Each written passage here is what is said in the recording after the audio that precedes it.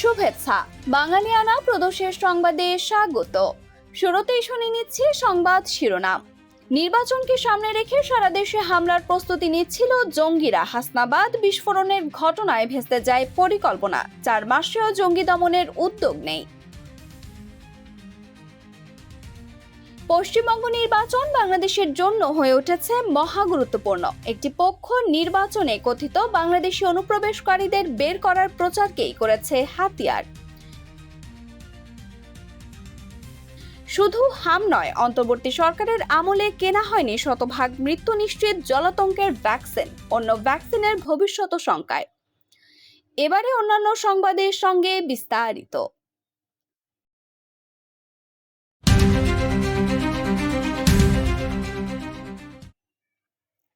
ঢাকার কেরানীগঞ্জের হাসনাবাদের একটি মাদ্রাসায় তৈরি করা বোমা দিয়ে দেশের বিভিন্ন স্থানে হামলার পরিকল্পনা ছিল জঙ্গিদের।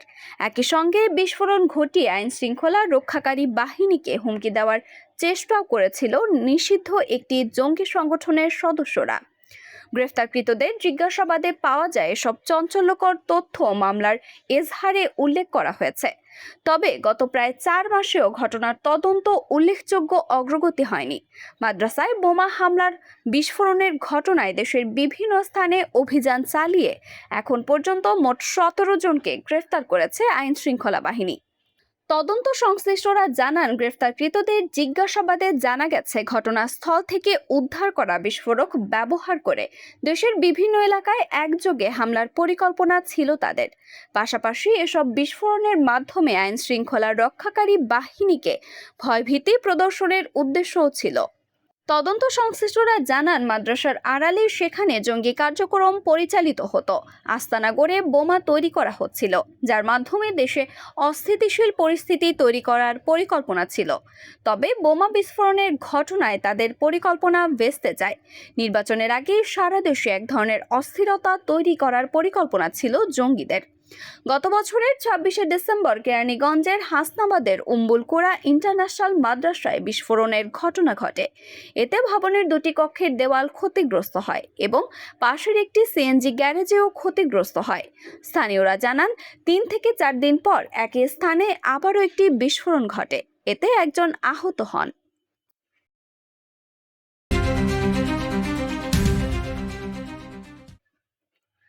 পশ্চিমবঙ্গে যে বিধানসভা নির্বাচন চলমান রয়েছে তাতে উন্নয়ন, কর্মসংস্থান, তারুণ্যের ভবিষ্যৎ নেতাদের মুখে এসব কথা খুব বেশি শোনা যাচ্ছে না। এর চেয়ে বেশি শোনা যাচ্ছে বাংলাদেশি অনুপ্রবেশকারী। বিশেষত প্রধানমন্ত্রী নরেন্দ্র মোদী যতবার উন্নয়নের প্রতিশ্রুতি দিয়েছেন তার চেয়ে অনেক অনেক বেশি বাক্য ব্যয় করেছেন কথিত বাংলাদেশিদের আক্রমণ করতে গিয়ে। এই কথিত বাংলাদেশিদের বাদ দিতে গিয়ে 90 লাখ ভোটারকে ভোট বঞ্চিত করেছে কেন্দ্র সরকার।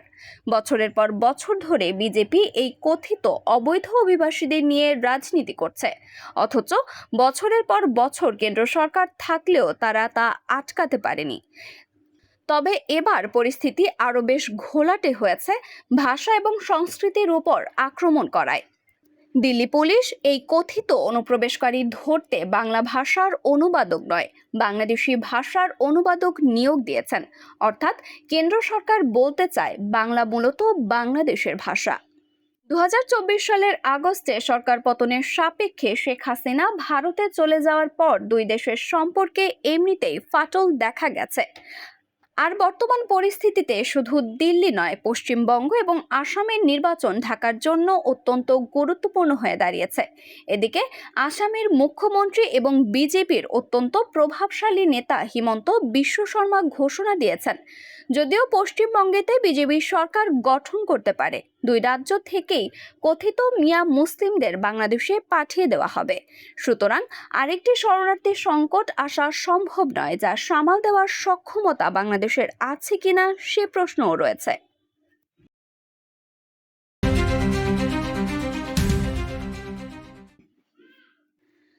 বাংলাদেশে যখন হামের প্রাদুর্ভাবে একের পর এক শিশু মৃত্যুর ঘটনা ঘটছে, তখন জলাতঙ্কের টিকার সংকট সেভাবে আলোচনা নেই। কিন্তু জলাতঙ্ক একটি মরণ ব্যাধি, যেখানে মৃত্যুর হার শতভাগ। এই শতভাগ রোগে বাংলাদেশে মৃত্যুর ঘটনা তেমন নেই, কারণ শক্তিশালী টিকা ব্যবস্থা।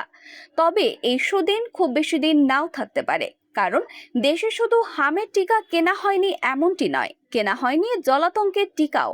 একদিকে যখন সরকারি হাসপাতালগুলোতে জলাতঙ্কের টিকার সংকট, তখন সম্প্রসারিত টিকাদান কর্মসূচির আওতায় থাকা হামসহ অন্যান্য টিকার মজুদ কতটা আছে তা নিয়েও প্রশ্ন উঠছে।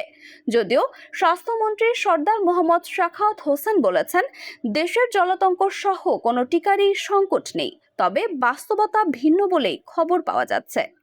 জলাতঙ্কের দুইটি টিকা রয়েছে, একটি হচ্ছে ARV বা অ্যান্টি র্যাবিস ভ্যাকসিন, অন্য ভ্যাকসিনটি হচ্ছে RIG বা র্যাবিস ইমিউনোগ্লোবুলিন। এতে আগে থেকে তৈরি করা অ্যান্টিবডি থাকে, যা কামড় খাওয়া মানুষের দেহে সরাসরি ভাইরাসের বিরুদ্ধে তাৎক্ষণিক সুরক্ষা দেয়। কুকুরের কামড় একটু বেশি ক্ষত তৈরি করলে RIG ভ্যাকসিন দেওয়া হয়। বাংলাদেশে এই দ্বিতীয় ধরনের ভ্যাকসিনেরই তীব্র সংকট রয়েছে, কারণ সরকারিভাবে এটির কোনো সরবরাহ নেই। একটি জেলা হাসপাতাল সংশ্লিষ্টরা জানাচ্ছেন, প্রতিদিন গড়ে 30 জন মানুষ বিড়াল বা কুকুরের কামড় খেয়ে হাসপাতালে আসেন টিকা দিতে, কিন্তু সরকারি টিকা সেভাবে পান না। বিশেষ করে বিড়ালের ক্ষেত্রে কোনো টিকাই পাওয়া যায় না। যারা অর্থ ব্যয়ে সক্ষম তারা দোকান থেকে কিনে টিকা দিচ্ছেন। এদিকে ইপিআই এর অধীনে থাকা 9টি টিকার যে সামগ্রিক মজুদ, সেখানে ঘাটতি রয়েছে। ঢাকার মহাখালীতে ইপিআই অফিস সূত্রে জানা গেছে, তাদের গুদামে আসলে টিকার মজুদ শেষ।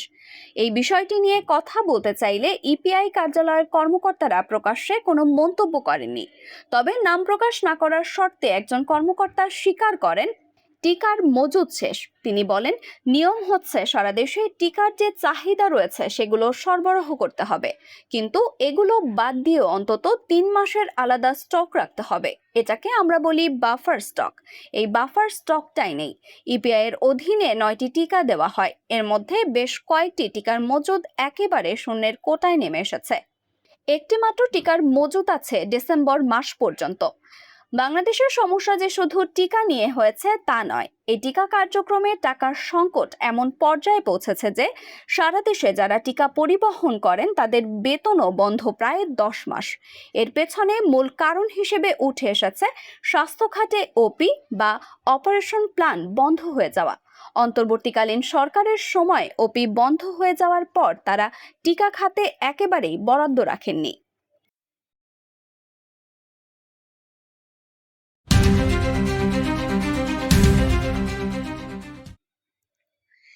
ইরান এবং যুক্তরাষ্ট্রের সম্ভাব্য দ্বিতীয় দফার শান্তি আলোচনার আগে ওয়াশিংটনের অবস্থা নিয়ে করা মন্তব্য করেছে ইরান। দেশটির দাবি, বর্তমান পরিস্থিতিতে যুক্তরাষ্ট্র যুদ্ধ থেকে একটি সম্মানজনক প্রস্থানের পথ খুঁজছে। 25 এপ্রিল ইরানের প্রতিরক্ষা মন্ত্রণালয়ের এক মুখপাত্রের বরাত দিয়ে সংবাদ মাধ্যম জিও নিউজ এই তথ্য জানায়। মুখপাত্র বলেন, ইরানের সামরিক শক্তি এখন প্রভাবশালী অবস্থানে রয়েছে এবং প্রতিপক্ষ এই পরিস্থিতি থেকে বের হওয়ার পথ খুঁজছেন। এদিকে মার্কিন প্রতিনিধি স্টিভ উইটকফ এবং জারেড কুশনার পাকিস্তানের রাজধানী ইসলামাবাদের উদ্দেশ্যে রওনা হয়েছেন। সম্ভাব্য শান্তি আলোচনার সামনে রেখে তাদের এই সফর শুরু হয়েছে বলে জানা গেছে। এবারে শুনে নিচ্ছি বাঙালিয়ানা বাণিজ্যের সংবাদ।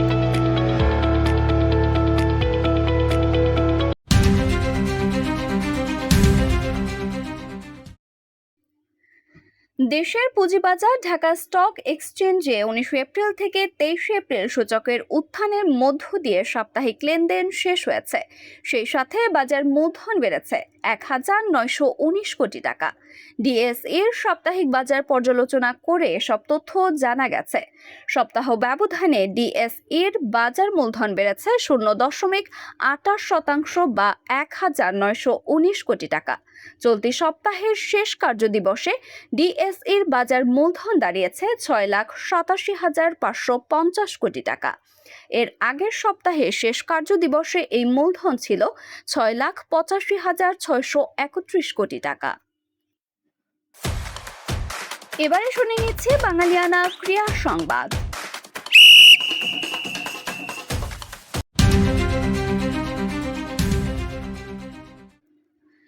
2026 বিশ্বকাপ ফাইনালে টিকিটের দাম আকাশ ছুঁয়েছে। ফিফার অফিসিয়াল রিসার্চ সাইটে ফাইনালের 4টি টিকিট বিক্রির জন্য তালিকাভুক্ত করা হয়েছে, যার প্রতিটি টিকিটের দাম ধরা হয়েছে প্রায় $23 লাখ, যা বাংলাদেশি মুদ্রায় প্রায় 28 কোটি 21 লাখ টাকা। আগামী 21শে জুন যুক্তরাষ্ট্র, মেক্সিকো এবং কানাডায় শুরু হবে বিশ্বকাপ। ফাইনাল ম্যাচ অনুষ্ঠিত হবে 19 জুলাই নিউ জার্সির মেটলাইফ স্টেডিয়ামে। সেখানকার গ্যালারির নিচতলার 124 নম্বর ব্লকের 45 নম্বর সারিতে গোলপোস্টের পেছনের 33 থেকে 36 নম্বর আসনগুলোর প্রতিটির দাম হাঁকা হয়েছে $22,99,998। ফিফা তাদের এই রিসেল বা বিনিময় প্ল্যাটফর্মে টিকিটের দাম নিয়ন্ত্রণ করে না, অর্থাৎ বিক্রেতা ইচ্ছামতো দাম হাঁকাতে পারেন।